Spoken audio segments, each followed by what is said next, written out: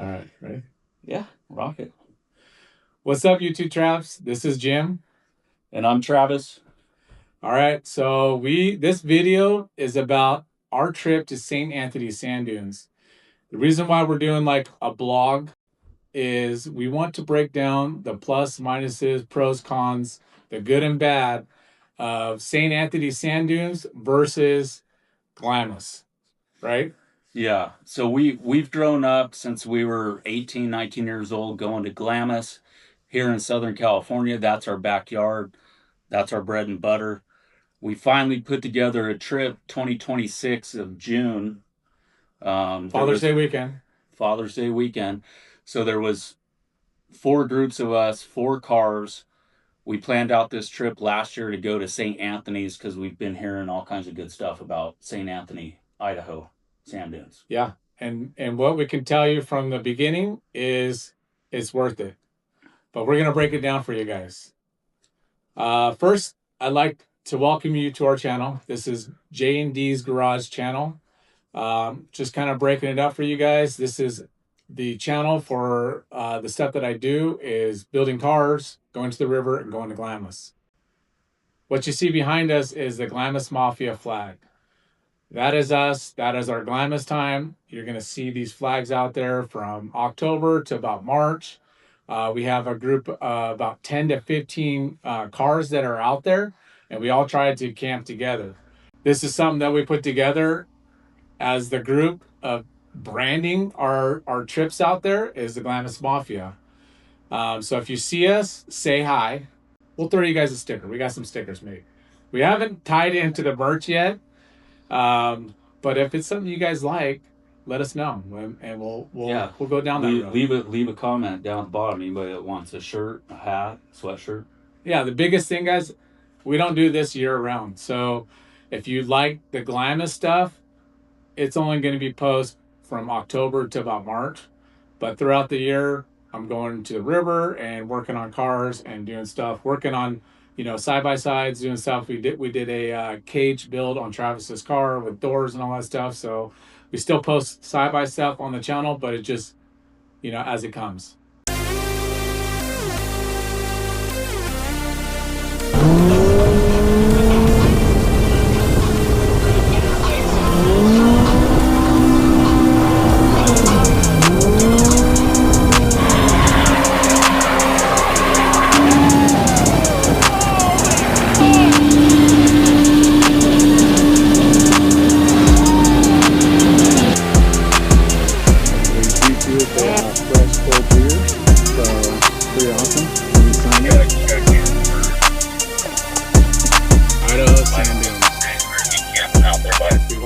Special thanks and shout out to Jason Allen, the man, the myth, the legend. He turned us on to this probably about a year ago. Said, "Hey, you got to go out to Idaho sand dunes. You'll love it." He literally said, "You guys will make this a at least once a year trip, an annual trip." Which he did say next time we go out, he's coming with us. This year he couldn't make it out, unfortunately, but I told him when we got back, I said that trip was epic, and he's like, I'm on the next one. So thanks, Jason, for referring us. Thanks, Jay. Yep. Appreciate that. Let's talk about the drive. We came from Southern California all the way up to Idaho. It was about 800 or 900 miles. Yeah, Glamis for us is 3.5. 3.5 hours, 170 miles from my doorstep to the washes, right? Inland Empire to Glamis. Yeah. So this was a trip, I think about 800 miles, if I'm right. One thing we did notice is the gas prices, right? As soon as we got out of California, divided by 2, because it went from $7.50 a gallon to about $4.30. Yeah. I was filling up gas just like, and I didn't even care. In every state we went through. So whether it was Nevada, Arizona, Utah, Idaho, $2 a gallon less for diesel. Yeah, which made the trip way more affordable, right? So we took the 15 straight up, got into Vegas. As soon as we dropped into Nevada, gas prices were down at $4.30.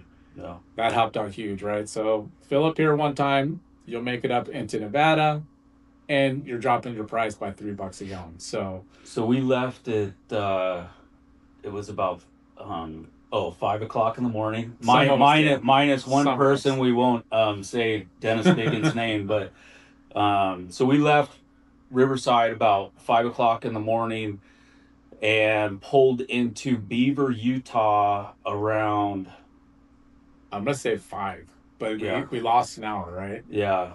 And we did do a couple stops, right? I had issues with my trailer, which will be handled soon, but we had to do a couple stops. We get into Beaver, Utah, let's say 5 o'clock on the first day. We check into Minersville RV Park, which I think we recommend that place. I mean, it was a great stop. They have full hookups. We were able to leave our truck and fifth wheel connected. The spots are so long that we didn't have to disconnect. And we were able to run the AC because it was a little warm that day. Yeah. So we hooked up, ran the AC. Travis brought fishing poles, but we didn't use them. But it would have been nice. It's on a lake. It's on a reservoir with some good fishing, family environment. Yeah, and this guy over here all of a sudden wants to follow the rules, and the reason why we couldn't fish is because we didn't have a fishing license. So there's kids out there catching some big hogs. Yeah, I'll tell you. We left our cars in the trailers, right? Left the cars in the trailer. We were able to set up, sleep there that night. We got up early and then rolled straight from Beaver all the way up to St. Anthony's. And that was about the halfway point. We decided stop in Beaver. I think what we talked about doing next time, if you're going to make that long drive, is split it up into 2 separate trips, right? So one day drive up, you can get to Sand Hollow or Little Saharas, which is in Utah. Both of those are in Utah. Yeah. And spend 1 to 2 days out there. So make the trip kind of worth it. We almost did it full drive, 2 days, right? So we wasted 2 days of driving.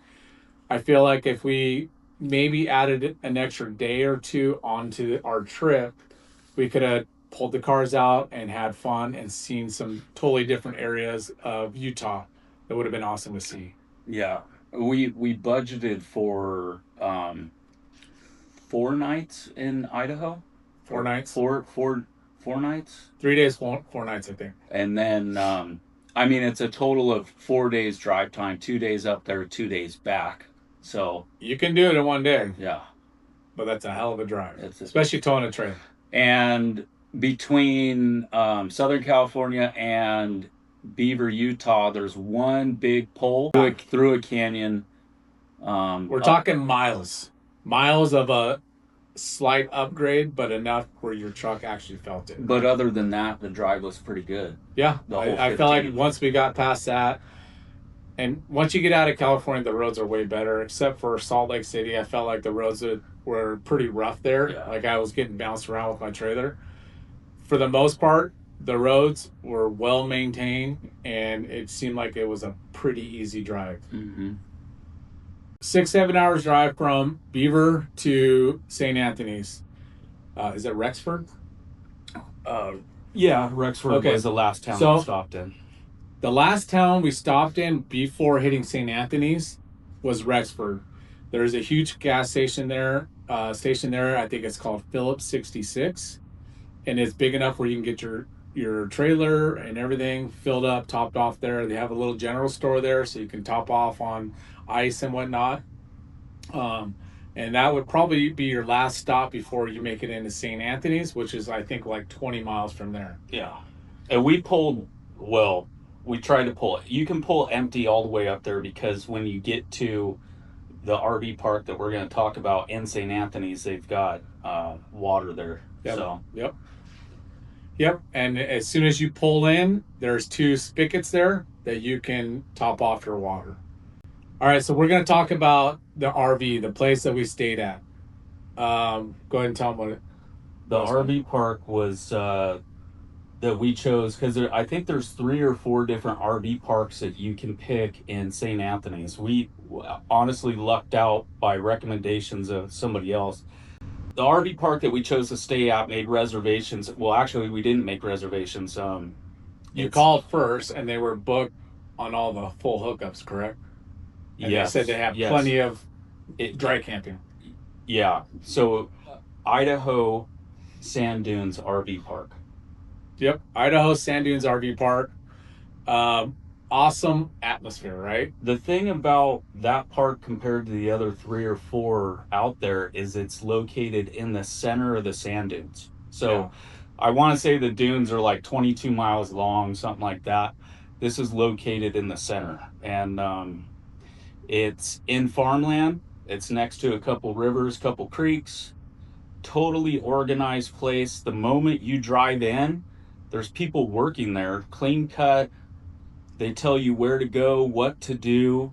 Um, all the full hookup spots were completely booked, and they're pretty much booked all summer long. You got to book that place a year in advance. But they have something like 33 acres, I think, of flat land where you set up your trailers just like you're in Glamis. You just go out there, find a spot, round up your trailers, and you're dry camping. yeah, and it was pretty much flat, so there was a lot of surface to pull your trailers and park. We got there on Thursday, and it was Father's Day weekend, and it seemed like it was pretty packed because we end up kind of towards the back of the RV park. One thing we forgot to mention: when you go to check in, they give you a fresh cold beer. Oh yes, I forgot about Yeah, that. like where do you get that at? Like, Yeah. who does that? It was like you checked in, they said, "Hey, grab a beer. Thank you for coming here, and here's our rules," right? We paid $35 a night. Yeah, 35, $40, whatever it was. Yeah, for your dry camping. They go have at it, and while you're on your way out, grab a beer out of the cooler. How rad was that? That was pretty rad. Yeah. So they do have a list of rules, right? And I think the most important ones was, and they were pretty strict on it because they actually took your number down and sent a text to you at 10 o'clock at night, was reduced noise. And it said like, hey, no music past 10 o'clock at night. And then at midnight, it's quiet meal, right? Like there should be no rumblings of anything, right? We did ask some of the local people out there that camp there all the time. What's up, Justin? What's up, Travis? About, hey, can we go out past 10 o'clock at night and come back in? They go, yeah, no worries. If you guys are coming in, obviously just drive your car in and park it. Don't be blasting your music through there and don't be revving it up. But um, yeah, the whole campground environment was complete family oriented, right? Compared to Glamis, right? We're used to Glamis. We camp in the washes. You get the train coming through, buzzing that horn at 6 in the morning, right? You get the chaos of 2, 3 o'clock in the morning, guys riding their freaking banshees. Glamis has two people. One person stays up all night with their two-stroke up and down the roads. Yeah. The other person goes to bed at 9, but they're up at 5 or 6. So basically, you get 2 or 3 hours of sleep, uninterrupted sleep in Glamis. And Yeah. this was total family environment, and everybody abiding by the rules. Oh yeah. So a pro for going up to St. Anthony's is it's a family environment. So if you're planning on going up there and doing fireworks and chaos like Glamis, don't go up there. No, you will be escorted off the premises. Yeah, they do have security. They do have security that drives around the golf cart and checks. We were never harassed by anyone. Everyone was super cool. Everyone followed the rules. So it is a different environment. So a little bit more about the park while we're on the park before we move into a few other things. There's a little natural creek that runs through the middle of it. It's like a little lazy river that you can get on your inner tube. The kids can play in the water. They have a general store there with shirts and hats and candy bars, and they delivered 3 nights worth of wood to our campsite, delivered with a fire pit for $90. What else did they have there? The ice, right? They got ice machines, so you can buy ice from them. You don't really have to leave camp, right? Everything's there. Obviously, pack up all your food and stuff like that. They have snacks at the store, but really, once you get there, you're locked. You don't have to leave. Everything is there. You don't have to travel with extra wood or anything like that because it's not the wood guys like in Glamis where they're gouging you for wood, right? You know, I remember it was $100 for half a cord, Oh yeah. and now it's $100 for a wheelbarrow. I'm saying that sarcastically, but yeah, that's what it seems to be at now because it got you. And a 20-minute drive from the RV park into St. Anthony's or Rexford and they have everything in those towns. Yeah. You're not needing anything. And right around the edge of the dunes are UTV rentals, mechanic shops, all right down the road. If you break something, you could walking distance to a store to get parts that you need. Yeah. Let me talk about some of the things that I felt that was really awesome about Idaho in general was the people there, right? We met this awesome group of people um, that kind of took us under the wings because we've never been there before, and we were kind of like, "Hey, dude, where do we go?" Like, and they took the time out from in the morning and they walked us through everything and end up like going on rides with them. And they were all from Utah. And they were all from Utah, but this was like their June, July, August trips that they do have planned to go up there. So awesome people we met, Travis and Justin. So just want to thank you guys for being great hosts and letting us hang out with you guys. Yeah, that was cool. It was fun to meet them. Yeah. All right. Let's talk about weather. So we're talking June, SoCal versus Idaho, right? SoCal, it was probably over 100 degrees down here. And if we went to Glamis, it's probably 120 degrees in June. Up there, what do you think we hit? Maybe 90? I don't even on our first day. Yeah. Right? I think it was even 80s all day. We did hit a little bit of weather, right? We got some winds and some rain. Some thunderstorms. But I don't feel like it was all day. It was just kind of, it went through and it didn't affect us not being able to go on a ride. So we did hit some heavy winds, which is always good. As you guys know, in Glamis, it resets the dunes, right? But it wasn't where we had to hunker down, right? So I guess in the months of June in Idaho, the weather cells like that, where it kind of dumps on you a little bit. But I think overall, it's nothing to detour you from not going there. It's actually a little fun. Yeah, it was. You get a thunderstorm moves through, we're all hunkering down, and then it breaks, and we're like, okay, let's go Dune. Yeah, and that's exactly how it was. And like us being from California, as soon as we saw rain, we put our covers on, or at least I could say I did. Put my covers on, like, oh crap, here it comes, and then it was like gone. So all that extra work for nothing. So we'll cover the dunes in general, the differences between the sand, the shapes of the dunes, how everybody rides in Idaho versus Glamis. Yeah. So what did you feel was different? Like just right off the bat, as soon as we got out of the park, we turned left and we had no idea where we're going. What did you notice? Because I'll tell you what I noticed the difference. Yep, we'll go for it. Okay. Tell me. So what I noticed the difference is the dunes were long, steep, huge, and I felt like you used more of your car right off the bat. Right? So as soon as we got into the dunes, you were on the sauce the whole entire time. Right? And we do ride different from my understanding than the people that go out there, because it seems like they either ride the ridge or they kind of stay along like their little sand highway. I mean, we were like a dog marking its territory. We were hitting every little dune that we could on our way out there, our first ride. Yeah, a little bit of the difference talking with the locals was I think they've had so much wind prior to us being there that they said the dunes were a little bit choppier, a little bit more dangerous than normal. Which I thought they were totally fine. Yeah. Compared to how Glamis is. Some more, I would say some more bigger witch's eyes and stuff that we're kind of not used to. That the ridges were definitely steeper and more capped than what we're used to in Glamis. you Yeah. know? And a lot of that's probably not only the wind and stuff, but just there's not as many people out there. You know, Yeah. Glamis is rutted out, whoops everywhere.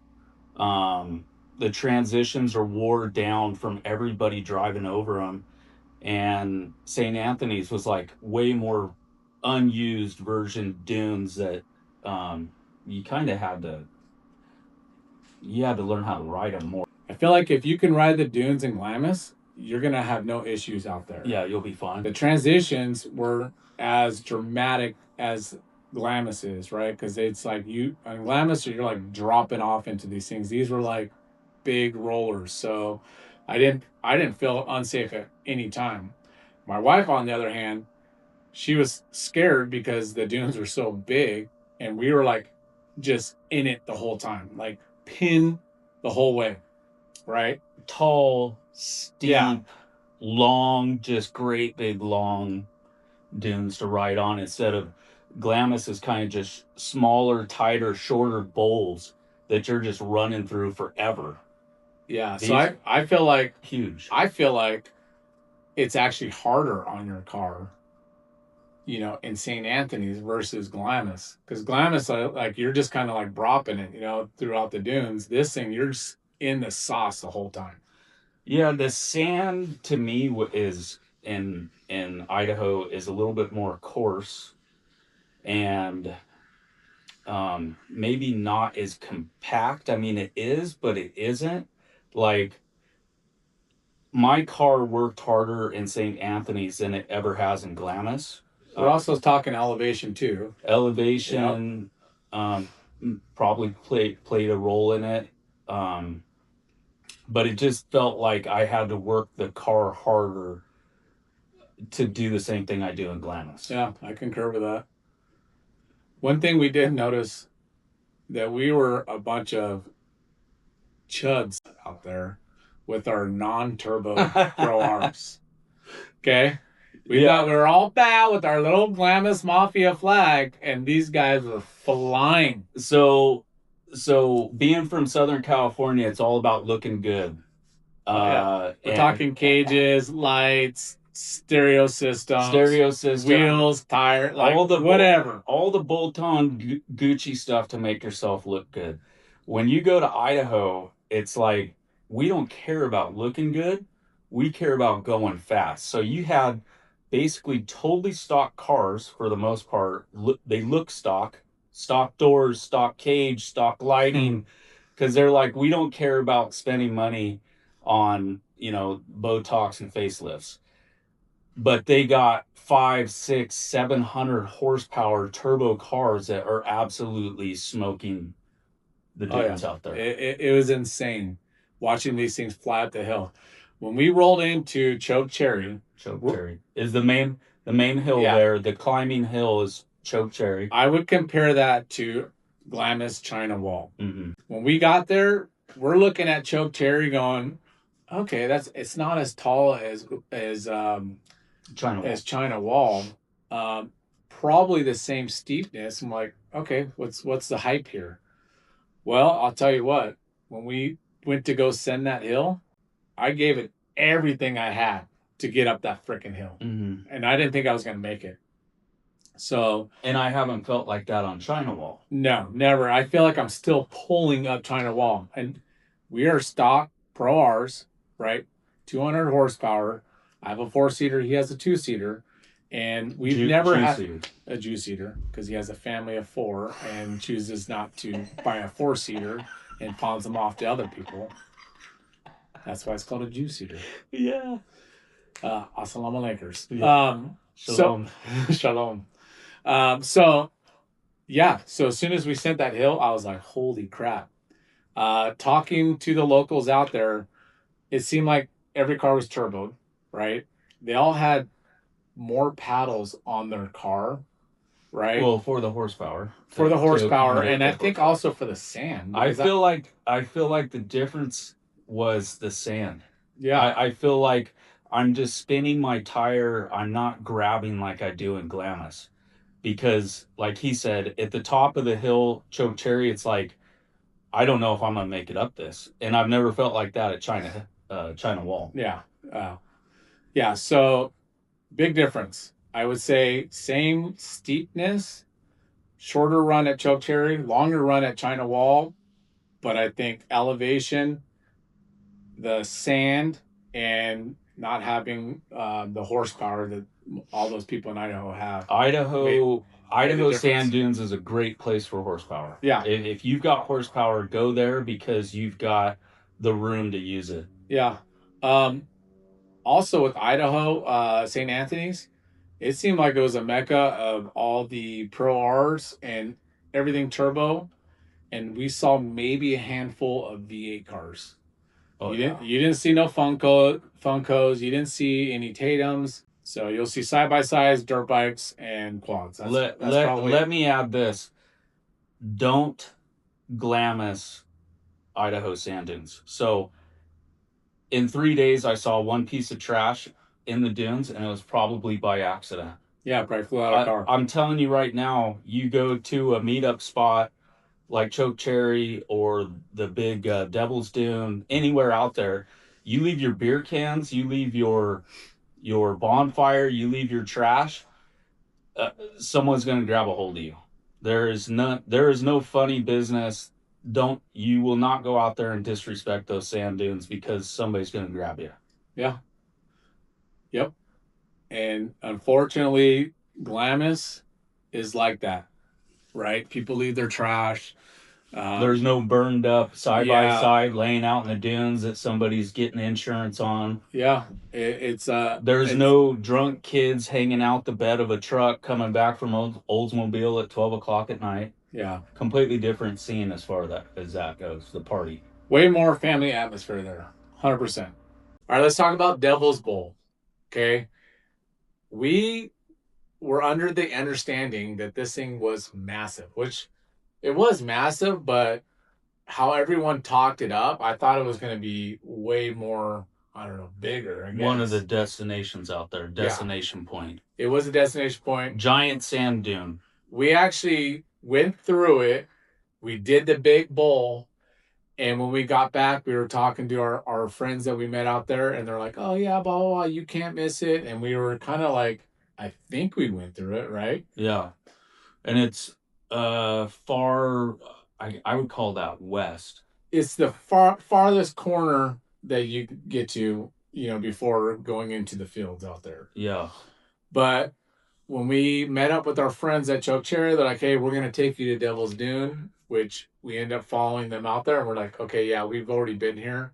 I will say the dune is massive, right? Mm-hmm. It's supposedly the biggest dune out there or whatever. And when we say dune, it's a bowl. It's a dune that's a huge bowl. It is a massive bowl, and it's supposedly 1 mile in circumference, right? Wow. Yeah, that's what it says online. Okay. But you do it. Men lie about size sometimes. I mean, the reality is probably 6 inches, right?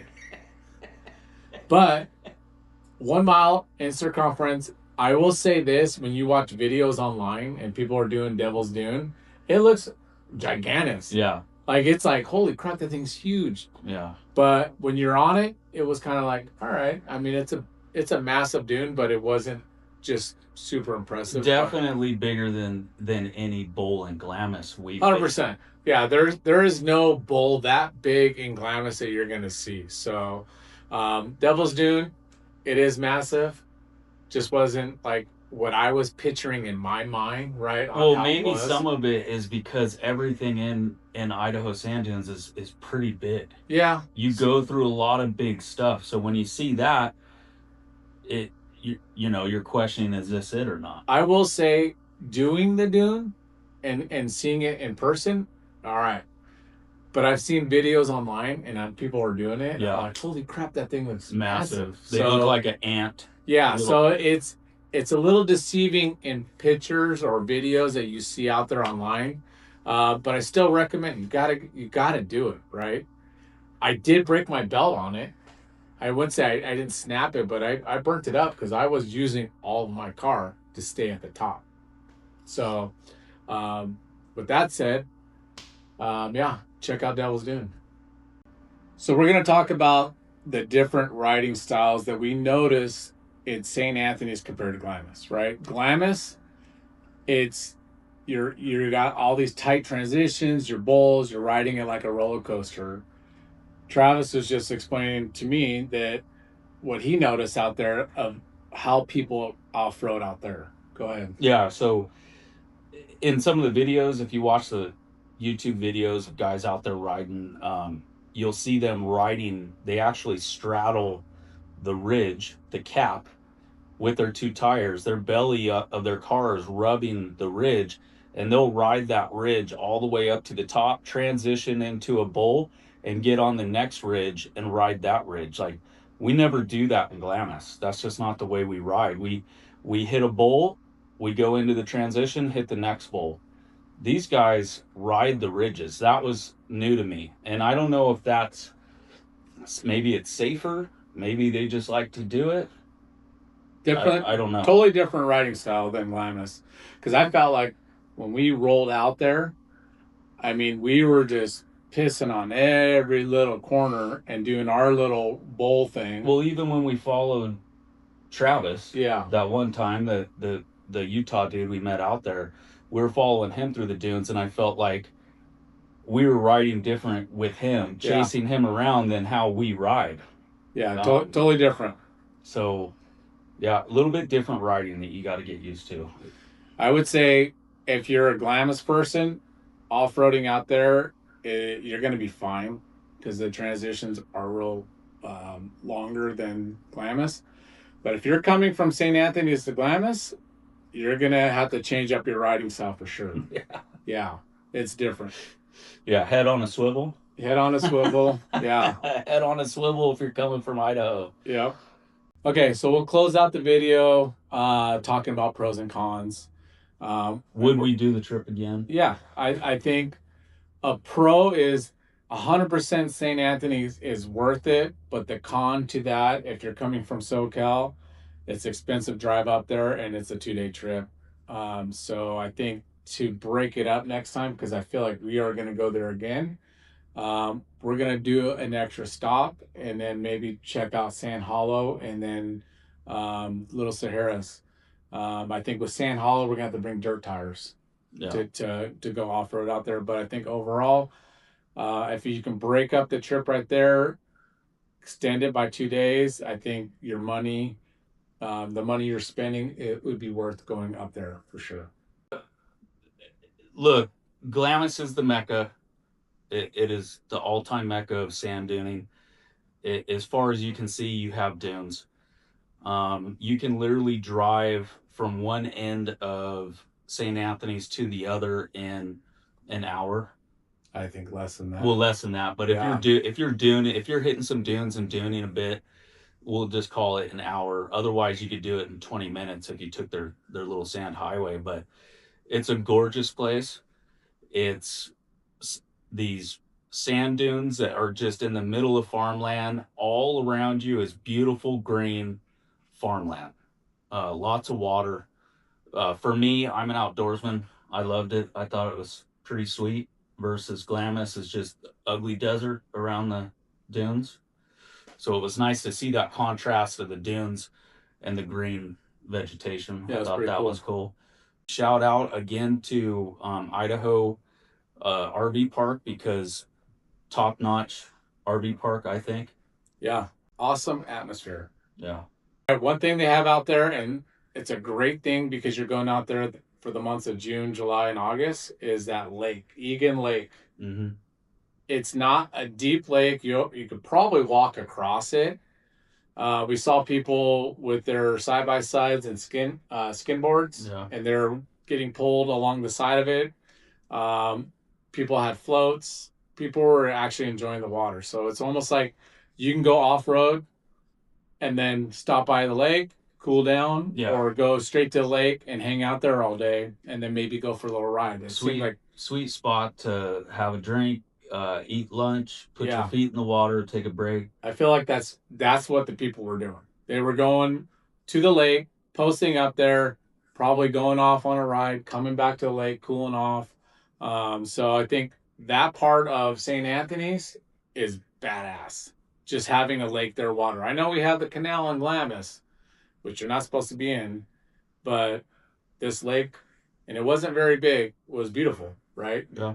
It was actually really cool to pull up onto the shoreline and then take your shoes off and go walk in the water and cool down. It's cool. As first timers for all of us there, we basically had 3 days, a little bit short of 3 full days to Dune, and I definitely wanted one more day. I definitely wanted one more day to just go explore, hit more of the destination spots, because we only hit like basically 3 of the destination spots out there. And we probably drove past the other ones, but we didn't know. Yeah. We didn't know what they were. The nightlife out there, like their Oldsmobile or old school comp night, was Thunderbolt Hill, right? And it seemed like that's where everyone at nighttime hung out and dragged up the hill. We didn't make it out there, so we didn't get to see what the nightlife there was. But I feel like next time we'll definitely have to check that out. Yeah. Yeah, I liked it. I'd go back. Yeah. Definitely go back. And it's summertime. Like, we're not gonna go to Glamis in the summer. Yeah. This is a spot you can take your car out, go Duning, have a bitchin' time all summer long if you're from SoCal. So let's chalk that one up as a pro. If you're Glamis people, you're probably also into the river. So during the months of June, July, August, you're probably headed to the river. But if you want to use your side-by-side during the summertime, because hey, these things are expensive, and then it's just like a boat, like you only get to use them a few times out of the year, and then they get parked. It's a great transition to grab your car and drive up to Idaho during June when it's 100 degrees down here and 80 to 90 degrees up there, and totally tenable, where you can still off-road and enjoy your car. I think that's gives you an all year around excuse to use your car. Yeah.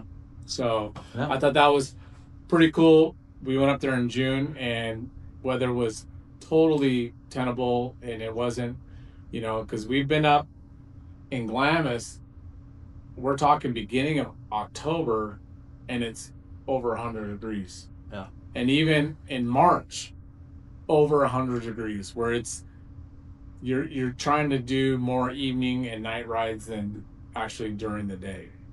All right, so a pro to going to St. Anthony's, I think, is the dunes are way bigger, massive than Glamis, right? I did notice that.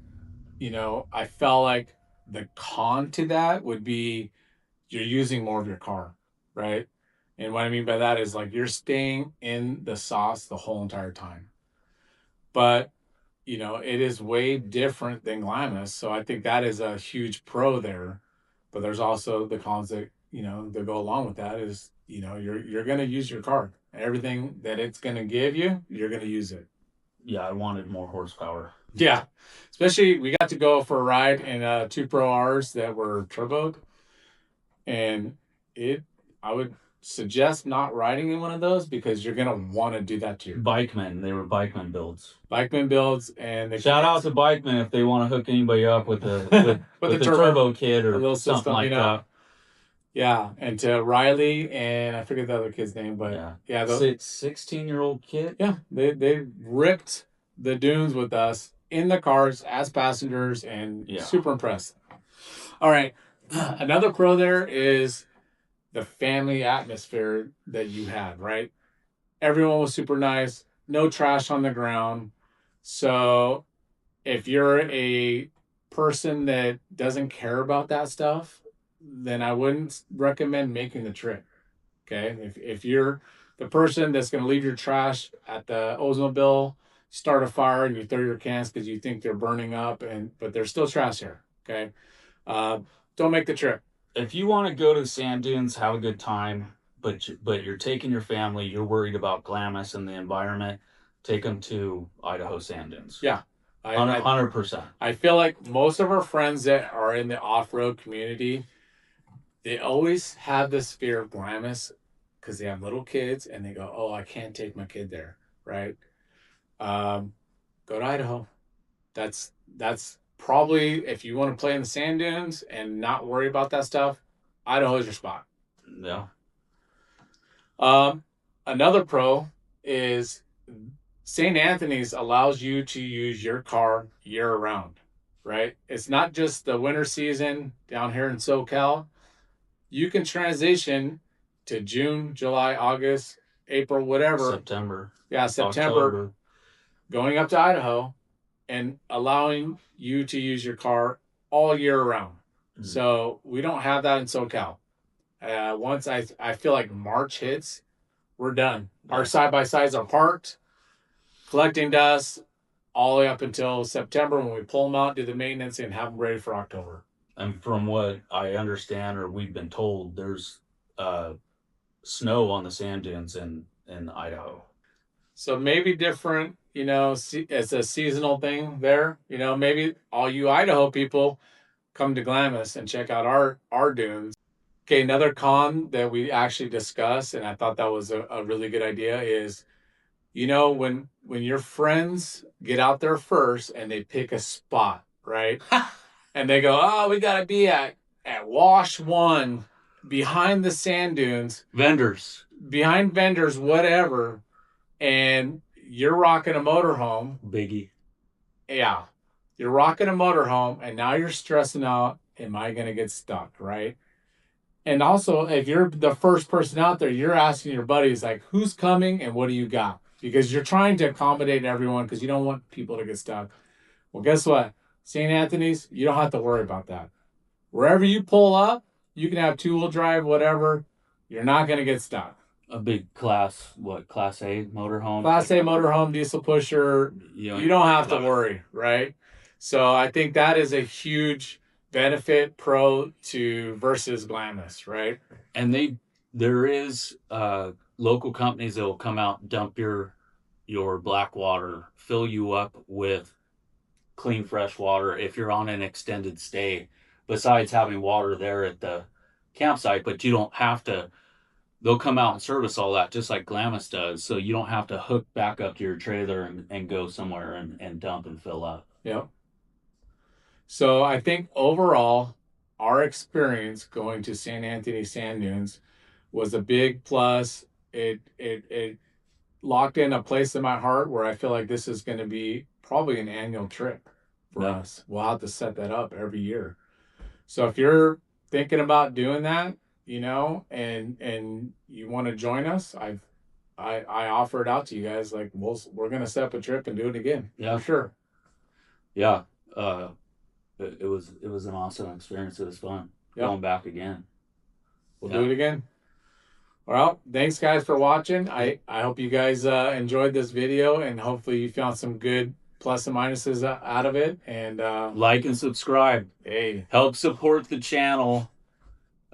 We love doing these videos. We love giving you guys out the information. We didn't have any of this information, which is why we are making this video. Yeah. You know, plenty of Glamis videos, Glamis information. There's riding videos for Idaho, but somebody coming from Southern California to Idaho to ride, we had no idea what, we were relying on other people who have been there. Yeah. But no video or anything. Yeah, and those people that have already been there didn't go with us, so we were newbies going out there. Yeah. So, yeah, if you guys like this, smash that like button. I appreciate your guys' support. We'll see you on the next one.